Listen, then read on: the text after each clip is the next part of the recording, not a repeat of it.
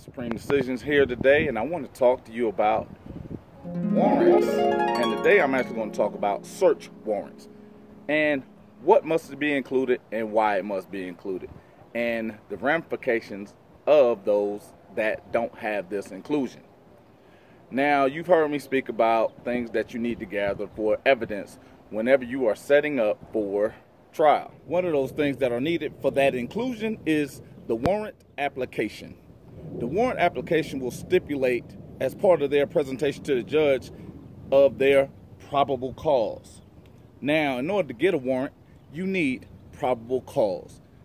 And here's what you look for when you're examining that warrant application as well as the warrant itself. A warrant must state the following. 1, the area to be searched. Because in order to have probable cause, you got to have a crime. And the area to be searched is for particulars of that crime. Nothing more, nothing less. 2, the crime in which articles can be collected from. So basically, if it is a armed robbery, things that they're going to look for would be clothing, a weapon, and possibly keys for a getaway car. And 3, it is something that I'm going to define for you, and it's called has to have something more than mere evidence. And lastly, the search itself must be reasonably calculated to find the object, which means if they have a search warrant for a residence, it has to stipulate what places in the residence. It also cannot say just the house and on the property as well as a secondary home, such as a utility shed.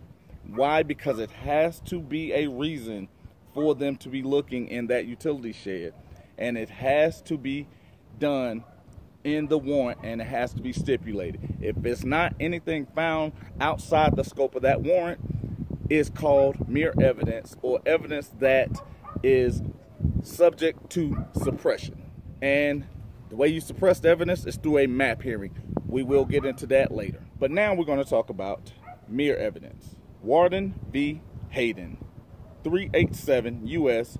294, 1967. All other items had been declared mere evidence and could not be used in court, even if the search had been made with a valid search warrant or incident to a lawful arrest. See, again, the warrant itself has to spell out what is being searched. Now, the last question to be answered: what is mere evidence? Mere evidence does not permit the seizure of written documents, nor does it authorize the seizure of articles that are not related to the crime that prompted the law enforcement agents to make the search.